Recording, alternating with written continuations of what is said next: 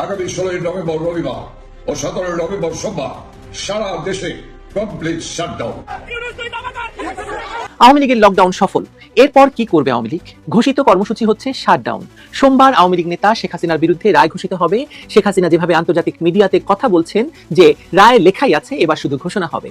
দেশের আদালতগুলোকে ইউনূস তার শোবার ঘর বানিয়ে ফেলেছেন, বোঝাই যায়। কিন্তু শেখ হাসিনার রায়কে কেন্দ্র করে ইউনূসের যে আরো ভয়ঙ্কর দূরভিসন্ধি আছে, আজকে সেটাই আপনাদের জানানোর চেষ্টা করব। এই দূরভিসন্ধি আসলে নির্বাচন ঠেকিয়ে আরো কিছুকাল ক্ষমতায় থাকার জন্যই। সেটা এই দূরভিসন্ধির বিষয়টি সত্য হোক বা না হোক। 16 ও 17 নভেম্বর দেশ জুড়ে কমপ্লিট শাটডাউন কর্মসূচি ঘোষণা করেছে। অর্থাৎ এই যে রবিবার যেটি শুরু হবে, মানে আজ রাত 12টার পর থেকেই কমপ্লিট শাটডাউনের সময়সূচি শুরু হবে। এখন দেখার বিষয় যে এই কমপ্লিট শাটডাউনটা কিভাবে আওয়ামী লীগ পালন করতে চায় বা কিভাবে করবে, এবং সরকার এটিকে মোকাবেলার জন্য কি কি পদক্ষেপ নিয়েছে বা নেবে। চরম অস্থিরতার ফাঁদে দেশ। আগামী 7-10 দিনে কি হতে যাচ্ছে আপনারা জানেন যে বাংলাদেশ সত্যিকার অর্থে এই মুহূর্তে অস্থিরতার চূড়ান্ত পর্যায়ে পৌঁছে গেছে। গত 16 মাস যাবতীয় অস্থির বাংলাদেশ, অবসান হচ্ছে না, শেষ হচ্ছে না। কিন্তু 14 বছরের ছেলে আসলে ভয় ধরিয়ে দেয় প্রেস সচিব শফিকুল আলম থেকে শুরু করে এই সরকারের বিভিন্ন জনের মনে। আর তখনই তাদের এই ভয় নাই, সব শেষ, সব ভেঙে গেছে, কোথাও আওয়ামী লীগ নাই। প্রিয় দর্শক, আপনাকে স্বাগত আরেকটি নিউজে। প্রিয় দর্শক, বাংলাদেশের নির্বাচন প্রেক্ষাপটে যে পরিস্থিতি সৃষ্টি হয়েছে তারই আলোকে আবারও হাজির হলাম কয়েকটি ভিডিও নিয়ে। ইতিমধ্যে এই ভিডিওর অংশবিশেষ দেখেছেন। ভিডিওর অংশবিশেষ দেখেই বুঝতে পারছেন আজকের ভিডিওটি কতটা গুরুত্বপূর্ণ। তাই দর্শক বলবো, ভিডিওটা না টেনে সম্পূর্ণ ভিডিওটি দেখে আপনার মূল্যবান মতামত কমেন্ট করে জানান। ধন্যবাদ সবাইকে। 13 নভেম্বর ঢাকা লকডাউন সফল হওয়ার পরে নতুন কর্মসূচি ঘোষণা করেছে বাংলাদেশ আওয়ামী লীগ। এর মধ্যে 14 এবং 15 নভেম্বর দেশ জুড়ে প্রতিবাদ, বিক্ষোভ এবং প্রতিরোধ কর্মসূচির ডাক দিয়েছে তারা, এবং 16 ও 17 নভেম্বর দেশ জুড়ে কমপ্লিট শাটডাউন কর্মসূচি ঘোষণা করেছে। অর্থাৎ এই যে রবিবার যেটি শুরু হবে, মানে আজ রাত 12টার পর থেকেই কমপ্লিট শাটডাউনের সময়সূচি শুরু হবে। এখন দেখার বিষয় যে এই কমপ্লিট শাটডাউনটা কিভাবে আওয়ামী লীগ পালন করতে চায় বা কিভাবে করবে, এবং সরকার এটিকে মোকাবেলার জন্য কি কি পদক্ষেপ নিয়েছে বা নেবে। এটি আওয়ামী লীগের তরফ থেকে যেটি বলা হয়েছে সেটি হচ্ছে দেশে গণতন্ত্র ফেরানো, অবৈধ সরকারের পদত্যাগ এবং বেআইনি আন্তর্জাতিক অপরাধ ট্রাইব্যুনালে দলের সভাপতি শেখ হাসিনা এবং অন্য নেতাদের বিরুদ্ধে আরোপিত ভুয়া মামলা প্রত্যাহারের দাবিতে রবিবার এবং সোমবার এই যে 48 ঘন্টা 16 এবং 17 নভেম্বর এই 48 ঘন্টার কমপ্লিট শাটডাউন কর্মসূচি ডেকেছে আওয়ামী লীগ। এটি আমরা জানি সকলেই। এখন দেখার বিষয় আসলে লকডাউন কিভাবে ডাকলো, কিভাবে সফল হলো, বা কোন পর্যন্ত সরকার এটিকে কিভাবে দেখলো, আওয়ামী লীগ কিভাবে এটিকে দেখছে, মূল্যায়ন করছে। আওয়ামী লীগ তো বলছে যেটি সফল হয়েছে। এখন শাটডাউন কিনে তাদের পরিকল্পনা কি, সেটিও যদি একটু জানার চেষ্টা করা যায়। আওয়ামী লীগের যুগ্ম সাধারণ সম্পাদক আফম বাহাউদ্দিন নাসিম তিনি সামাজিক যোগাযোগ মাধ্যমে কথা বলেছেন। সেখানে তিনি বলেছেন যে এই অবৈধ সরকারের প্রতি সাধারণ মানুষ যে কতটা ক্ষুব্ধ লকডাউন কর্মসূচি পালনের মাধ্যমে তা প্রমাণিত হয়েছে। আওয়ামী লীগের তরফ থেকে কথাটি ঠিক আছে। আবার ঢাকা লকডাউন কর্মসূচি সফল এবং সার্থক করায় দলের সভাপতি শেখ হাসিনাও দেশবাসীকে ধন্যবাদ জানিয়েছেন, কৃতজ্ঞতা জানিয়েছেন। এই যে আওয়ামী লীগ 16 এবং 17 নভেম্বরের যে কর্মসূচি ডাকলো, এটিতে আসলে তারা আবারও আহ্বান জানিয়েছে, অনুরোধ করেছে জনগণের প্রতি অহিংস প্রতিবাদ অব্যাহত রাখার জন্য। অর্থাৎ মানে বাসা বাড়িতে অবস্থান করতে বলেছে তারা, অফিস আদালতে বা শিক্ষা প্রতিষ্ঠানে না গিয়ে ঘরে থাকতে বলেছে, ব্যবসা প্রতিষ্ঠান না খুলে অর্থাৎ স্বাভাবিক জীবন যাত্রা থমকে দিয়ে, আটকে দিয়ে বা স্তব্ধ করে দিয়ে সরকারকে, অন্তর্বর্তী সরকারকে না বলার আহ্বান জানিয়েছে। মানে এই কর্মসূচিটি হচ্ছে সেটি, সে নো টু গভর্নমেন্ট। এই কর্মসূচি তারা পালন করতে আহ্বান জানাচ্ছে দলের তরফ থেকে। কমপ্লিট শাটডাউনের মাধ্যমে পুরো দেশ অচল করার, স্থবির করার এই যে কর্মসূচি, এটি আসলে আপনারাও জানেন 17 নভেম্বর দলীয় সভাপতি শেখ হাসিনার বিরুদ্ধে আইসিটি যে রায় ঘোষণা করতে যাচ্ছে একটি মামলার, তার প্রতিবাদ জানানোর কৌশল হিসেবেই তারা এই কর্মসূচিটি নিয়েছে। এটি আমরা সকলেই জানি। এখন লকডাউন বলা হচ্ছে সফল হয়েছে, জনগণ যদি এই কর্মসূচিতে মানে শাটডাউন কর্মসূচিতে সাড়া দেয়, লকডাউনের মতো বা এর চেয়েও ভালো করে যদি সাড়া দেয়, অর্থাৎ আইসিটির রায়ের বিরুদ্ধে জনমতেরও একটা স্পষ্ট প্রতিফলন তাহলে সবার সামনে কিন্তু স্পষ্ট হবে। যার প্রেক্ষিতে ধরুন শেখ হাসিনার আগামী দিনের রাজনৈতিক কর্মসূচিতে, রাজনৈতিক কথাবার্তায় কিন্তু বিশাল পরিবর্তন আসতে পারে বলে মনে করা হচ্ছে। রায় যাই হোক না কেন, শাস্তি হোক না হোক, বেশি হোক কম হোক, এর প্রেক্ষিতে এর একটি আফটার এফেক্ট কিন্তু আমরা লক্ষ্য করব। আপনারা তো জানেন যে কমপ্লিট শাটডাউন মানে মিছিল নয়, মিটিং নয়, কিংবা অন্য কোনো ধ্বংসাত্মক কর্মসূচিও নয়, চুপচাপ ঘরে বসে থেকে সরকারের প্রতি অনাস্থা জ্ঞাপন করা, অর্থাৎ এই অহিংস কর্মসূচির নামই হচ্ছে শাটডাউন। প্রশ্ন হচ্ছে, দেশের সাধারণ মানুষ কি তাদের স্বাভাবিক জীবনযাত্রা বাদ দিয়ে দিনের পর দিন আওয়ামী লীগের এই শাটডাউন কর্মসূচিতে অংশ নেবে, কিংবা সাড়া দেবে লকডাউনে তারা যেভাবে সাড়া দিয়েছে বলে আওয়ামী লীগ মনে করছে? যদি দেয়, তা বাংলাদেশের রাজনীতির আগামীর পথরেখার জন্য বিশেষ বার্তা দেবে, এটি কিন্তু স্পষ্ট। প্রশ্ন হচ্ছে যে লকডাউন মোকাবেলায় অন্তর্বর্তী সরকার আইন শৃঙ্খলা বাহিনীর বিশাল সমাগম ঘটিয়েছিল, সাজ রব ফেলে দিয়েছিল তার, এটি আমরা দেখেছি গণমাধ্যমে, স্বরাষ্ট্রমন্ত্রীর স্বরাষ্ট্র উপদেষ্টার প্রেস ব্রিফিং সহ আইজি এবং ডিএমপি কমিশনার তাদের কথাবার্তায়। তো এই যে প্রস্তুতি তারা নিয়েছিল, যেভাবে ঢাকা সহ দেশের বিভিন্ন জায়গায় তারা পথে পথে তল্লাশি চালিয়েছে, হোটেলে মোটেলের মধ্যরাতে তল্লাশি চালিয়েছে, মানুষের ব্যক্তিগত স্বাধীনতায় হস্তক্ষেপ করেছে, বিনা সার্চ ওয়ারেন্টে বিনা কারণ দর্শিয়ে মোবাইল নিয়েছে, চেক করেছে, গ্রেফতার করেছে, মানে এখন এই যে শাটডাউন মোকাবেলায় তাহলে কি করবে? লকডাউনের থেকে তো আর একটু সিরিয়াস এটি, এখন কি করবে, এটিকে কিভাবে সরকার মোকাবিলা করবে? বিশেষ করে যদি বলি যে প্রধান উপদেষ্টার আওয়ামী লীগের লকডাউন সফল, এরপর কি করবে আওয়ামী লীগ? ঘোষিত কর্মসূচি হচ্ছে শাটডাউন। সোমবার আওয়ামী লীগ নেতা শেখ হাসিনার বিরুদ্ধে রায় ঘোষিত হবে। শেখ হাসিনা যেভাবে আন্তর্জাতিক মিডিয়াতে কথা বলছেন যে রায় লেখাই আছে, এবার শুধু ঘোষণা হবে। দেশের আদালতগুলোকে ইউনূস তার শোবার ঘর বানিয়ে ফেলেছেন, বোঝাই যায়। কিন্তু শেখ হাসিনার রায়কে কেন্দ্র করে ইউনূসের যে আরো ভয়ঙ্কর দুরভিসন্ধি আছে, আজকে সেটাই আপনাদের জানানোর চেষ্টা করব। এই দুরভিসন্ধি আসলে নির্বাচন ঠেকিয়ে আরো কিছুকাল ক্ষমতায় থাকার জন্যই। সেটা এই দুরভিসন্ধির বিষয়টি সত্য হোক বা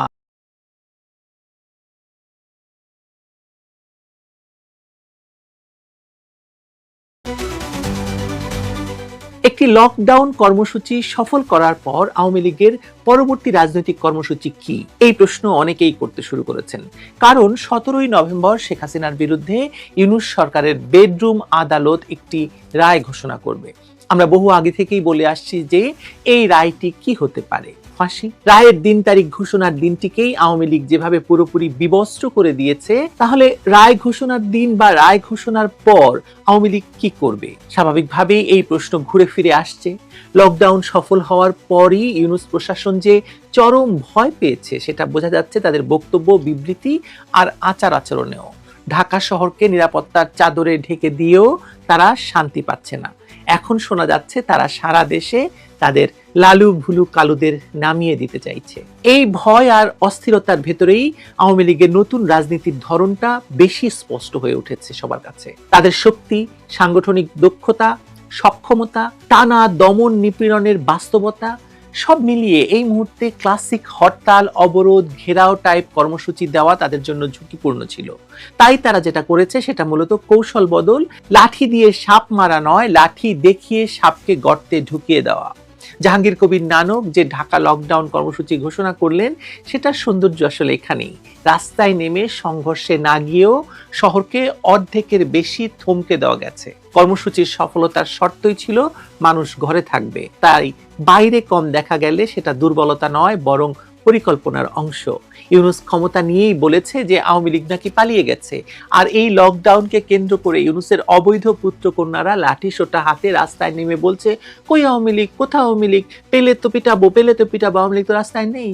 অনেকে ধরে নিয়েছিলেন দল কিছুই করতে পারছে না, সোশ্যাল মিডিয়ায় গরম গরম পোস্ট দিয়েই দিন কাটাচ্ছে, কিন্তু বাস্তব দৃশ্যটি ছিল অন্যরকম। প্রশাসন, পুলিশ, গোয়েন্দার আটক, গ্রেপ্তার, নজরদারি সব মিলিয়ে মাঠে সরাসরি পেশি দেখানোর জায়গাটা ছিল সংকুচিত। এই অবস্থায় দূরে বসে দৃশ্যত নিয়ন্ত্রণ প্রতিষ্ঠা করার প্রস্তুতি নেওয়ার নামই ছিল আসলে লকডাউন। আওয়ামী লীগ এখন ঠিক এই নতুন ধরনের রাজনীতি করছে, যেখানে রাস্তায় কম দেখা যাওয়া মানেই রাজনৈতিকভাবে অস্থিরতার ফাঁদে দেশ, আগামী 7-10 দিনে কি হতে যাচ্ছে? আপনারা জানেন যে বাংলাদেশ সত্যিকার অর্থে এই মুহূর্তে অস্থিরতার চূড়ান্ত পর্যায়ে পৌঁছে গেছে। গত 16 মাস যাবতই অস্থির বাংলাদেশ, অবসান হচ্ছে না, শেষ হচ্ছে না, কিন্তু সাম্প্রতিক সময়ে বিভিন্ন ঘটনাকে কেন্দ্র করে যেন চূড়ান্ত অস্থির অবস্থায় পৌঁছে গেছে। গত কয়েক মাস যাবৎ অন্ততপক্ষে বিগত ক্ষমতাসীন দল আওয়ামী লীগকে সাইডলাইনে রাখা সম্ভব হয়েছিল, কিন্তু আজকে আর সম্ভব হচ্ছে না। আওয়ামী লীগকে গত মে মাসে নিষিদ্ধ করবার পর থেকে যেন আওয়ামী লীগ আরো বেশি প্রাসঙ্গিক হয়ে উঠেছে। তারই বহিঃপ্রকাশ দেখা যাচ্ছে সর্বক্ষেত্রে। আজ যে মুহূর্তে কথা বলছি তার একদিন পরেই নির্বাসিত প্রধানমন্ত্রী শেখ হাসিনার ইউনূস সরকারের অবৈধ আন্তর্জাতিক অপরাধ ট্রাইব্যুনাল কর্তৃক মানবতা বিরোধী অপরাধে অপরাধী সাব্যস্ত করে রায় ঘোষণার দিন ধার্য করা হয়েছে। এই দিন ধার্যকে কেন্দ্র করে আওয়ামী লীগ ইতোমধ্যেই অনেক বড় ধরনের কর্মসূচি দিয়েছে। গত বৃহস্পতিবারে লকডাউন কর্মসূচি দিয়েছিল এবং লকডাউন কর্মসূচিতে স্বতঃস্ফূর্ত সাড়া পেয়েছে আওয়ামী লীগ। স্বতঃস্ফূর্ত সাড়াটা এই জন্য যে ইউনূস সরকার বাংলাদেশের জনগণের জীবনকে বিষিয়ে তুলেছে। শুধু তাই নয়, ইউনূস সরকারের সমর্থনে যে রাজনৈতিক দলগুলো আছে সেগুলো বাংলাদেশের জনগণের জীবনকে, জীবন মানকে বিষাক্ত করে তুলেছে, যার কারণে জনগণ স্বতঃস্ফূর্ত সাড়া দিয়েছে। এবং এই সাড়া পেয়ে আওয়ামী লীগ আন্দোলনের তীব্রতা আরও বাড়িয়ে দিয়েছে। আগামী দুদিন আগামীকাল রোববার 16 নভেম্বর এবং পরের দিন 17 নভেম্বর সারা দেশে শাটডাউনের দাগ দিয়েছে। আর এই শাটডাউন বা লকডাউনকে কেন্দ্র করে ইতিমধ্যেই বাংলাদেশ সহিংস হতে শুরু করেছে। বিভিন্ন স্থানে 1 সপ্তাহের বেশি সময় ধরে যানবাহন ও স্থাপনায় অগ্নিসংযোগ ও ককটেল বিস্ফোরণের ঘটনা ঘটছে। কাল শুক্রবারও একাধিক যানবাহনে আগুন লাগানো হয়। গত 4 দিনে প্রায় 32 যানবাহন ও প্রতিষ্ঠানে আগুন দেওয়া হয়। এতে জনমনে উদ্বেগ ও আতঙ্ক কাটছে না। যানবাহনে চড়তে, কর্মস্থল ও শিক্ষা প্রতিষ্ঠানে যেতে এক ধরনের অস্বস্তি ও ভীতি কাজ করছে। অস্থিরতার আবর্তে ঘুরপাক খাচ্ছে পরিস্থিতি। গতকাল রাজধানী ঢাকা ও আশপাশের জেলায় 12 প্লাটুন বিজিবি মোতায়েন করা হয়েছে।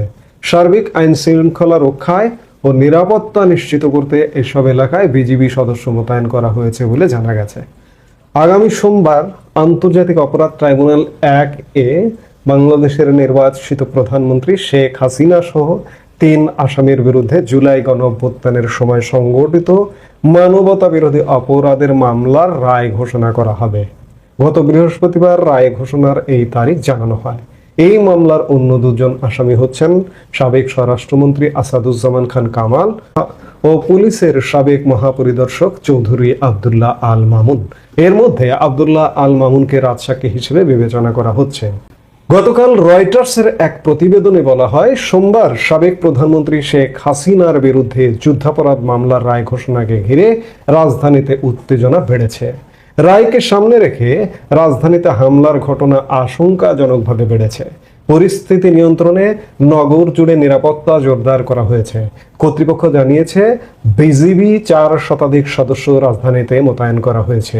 তল্লাশি চৌকি বাড়ানো হয়েছে এবং জনসমাগমের ওপর কঠোর বিধিনিষেধ আরোপ করা হয়েছে। রয়টার্সের ওই প্রতিবেদনে বলা হয়, শুধু 12 নভেম্বরে আইন শৃঙ্খলা রক্ষা বাহিনী 32টি ককটেল বিস্ফোরণের ঘটনা নথিভুক্ত করেছে। পাশাপাশি ঢাকা ও অন্যান্য জেলায় বহু বাসে অগ্নিসংযোগ করা হয়েছে। বোমা হামলা ও নাশকতায় জড়িত থাকার অভিযোগে সাম্প্রতিক দিনগুলোতে আওয়ামী লীগ সম্পৃক্ত বহু কর্মীকে গ্রেপ্তার করেছে পুলিশ। এছাড়া অন্তর্বর্তী সরকার প্রধান ডক্টর মোহাম্মদ ইউনূসের প্রতিষ্ঠিত গ্রামীণ ব্যাংকের একটি শাখায় হামলা এবং ঢাকা রেল স্টেশনে একটি ট্রেনের বগিতে অগ্নিসংযোগের ঘটনাও ঘটেছে। শেখ হাসিনার রায় ঘোষণার দিনটিকে কেন্দ্র করে নানা জল্পনা কল্পনা শুরু হয়েছে। প্রতিবেশী দেশের গণমাধ্যম এবং সামাজিক যোগাযোগ মাধ্যমে নানা ধরনের প্রচার চলছে। সেসব মাধ্যমে গত বৃহস্পতিবার লকডাউন কর্মসূচির ডাক দেওয়া হয়।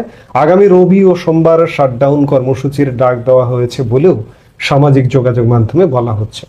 গত বৃহস্পতিবার জাতির উদ্দেশ্যে ভাষণ দেন প্রধান উপদেষ্টা ডক্টর মোহাম্মদ ইউনূস। এরপর ওই দিনই জুলাই জাতীয় সনদ বাস্তবায়ন আদেশ 2025 গ্যাজেট প্রকাশ করে সরকার। প্রধান উপদেষ্টা তার ভাষণে জুলাই জাতীয় সনদ ও সংস্কার প্রস্তাব বাস্তবায়নের পদ্ধতি সম্পর্কে বলেন।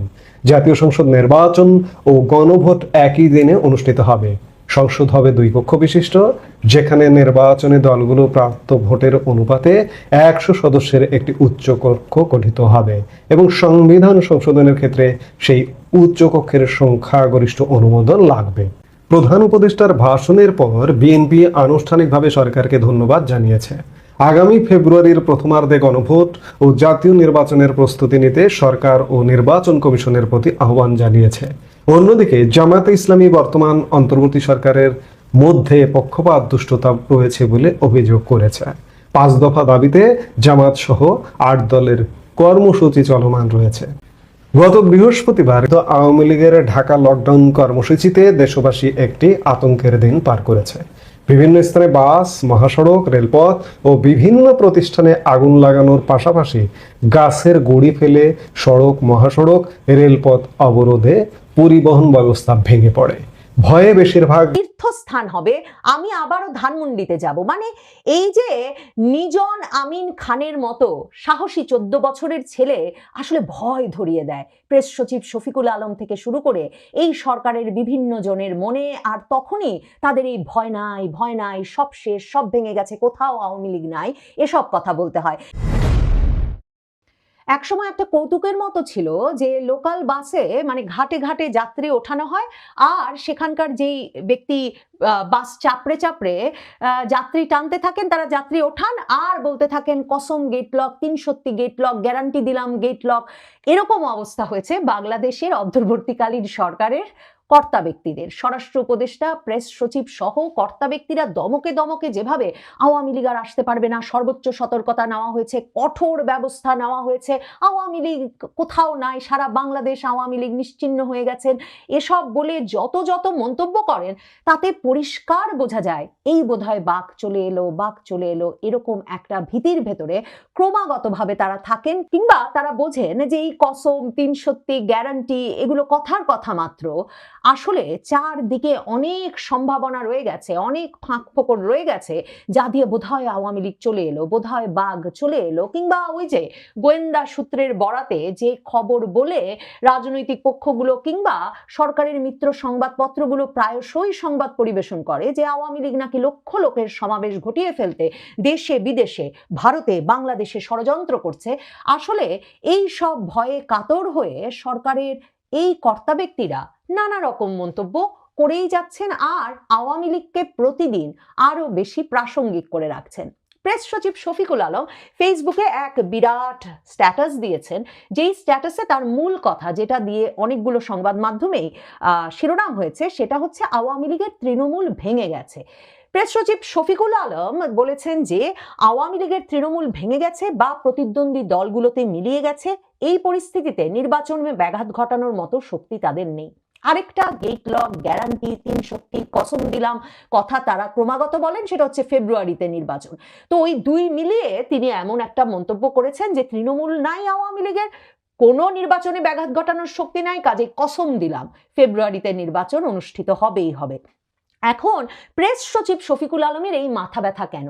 যেই দলের কোনো শক্তিই নাই, যেই দলের তৃণমূল ভেঙে গেছে, কোনো রকম মানে নেটওয়ার্ক আর নাই, সেই দল একটা লকডাউন ডেকেছিল 13 তারিখ, এবং লকডাউন কর্মসূচিতে তারা তাদের দলের নেতা কর্মী সমর্থকদের মাঠেও নামতে বলে নাই। তারা বলেছিল যে যেখানে আছেন সেখানে বসে শেখ হাসিনার বিচারের রায়ের তারিখ ঘোষিত হবে, তার প্রতিবাদ জানান, মানে ঘরে থাকুন, করোনার লকডাউনের মতো।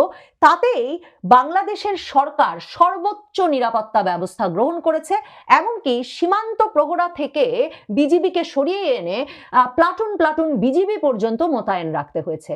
আর ফলশ্রুতিতে শেষ পর্যন্ত ঘটনা ঘটেছে এই যে লকডাউন ঘোষণা দিয়েছিল আওয়ামী লীগ বা আহ্বান জানিয়েছিল মানে এক রকমের কাজকর্ম, স্কুল কলেজ বন্ধ রাখতে ঢাকাবাসীকে, আর ওইদিকে মহাসড়কে বাস চলাচল বন্ধ হয়ে গেছে। তারপর বিভিন্ন জায়গায় আওয়ামী লীগের কর্মী সমর্থকেরা এমনকি গাছের গুড়ি কেটে মহাসড়কে প্রতিরোধ সৃষ্টি করেছেন। এসবের ছবি, ভিডিও সামাজিক যোগাযোগ মাধ্যমে বেরিয়ে এসেছে। মানে কোথাও, সারা দেশের কোথাও স্বাভাবিক জীবনযাত্রা সরকার ধরে রাখতে পারে নাই, সর্বোচ্চ নিরাপত্তা ব্যবস্থা গ্রহণ করে, সর্বোচ্চ সতর্কতা গ্রহণ করে, এবং তার পাশাপাশি যেই দলের নাকি কোনো রাজনৈতিক নেটওয়ার্কই নাই, তৃণমূল সম্পূর্ণ ভেঙে গেছে, সেই দলকে প্রতিরোধে স্বরাষ্ট্র উপদেষ্টা স্বরাষ্ট্র মন্ত্রণালয়ে আইন শৃঙ্খলা সংক্রান্ত কোর কমিটির বৈঠক শেষে বেরিয়ে এসে আইন শৃঙ্খলা রক্ষাকারী বাহিনীর কর্তা ব্যক্তিদের সঙ্গে সরাসরি আহ্বান জানালেন তাদের মিত্র রাজনৈতিক দলগুলোকে যাতে তারাও সারা বাংলাদেশে অন্তত রাজধানী ঢাকায় মোতায়েন থাকে এবং আওয়ামী লীগ ঠেকাতে তারা যাতে প্রস্তুত থাকে। এরপর জামায়াত সহ 8 দল, জামায়াতে ইসলামীর ইসলামী ছাত্র শিবিরও রীতিমতো সশস্ত্র, মানে স্ট্যাম্প, ওই যে ক্রিকেট খেলার স্টাম্প, ব্যাট হাতে নিয়ে বিভিন্ন রাস্তায় রাস্তায় প্রহরা দিয়েছে, টহল দিয়েছে। সারা বাংলাদেশে তারা বলেছে তারা প্রহরায় রাখবে। প্রিয় দর্শক, আপনি যদি আমাদের চ্যানেলের নতুন দর্শক হয়ে থাকেন তাহলে চ্যানেলটি সাবস্ক্রাইব করে আমাদের পাশে থাকবেন। আর যদি চ্যানেলটি সাবস্ক্রাইব করে থাকেন, আপনাকে অসংখ্য ধন্যবাদ।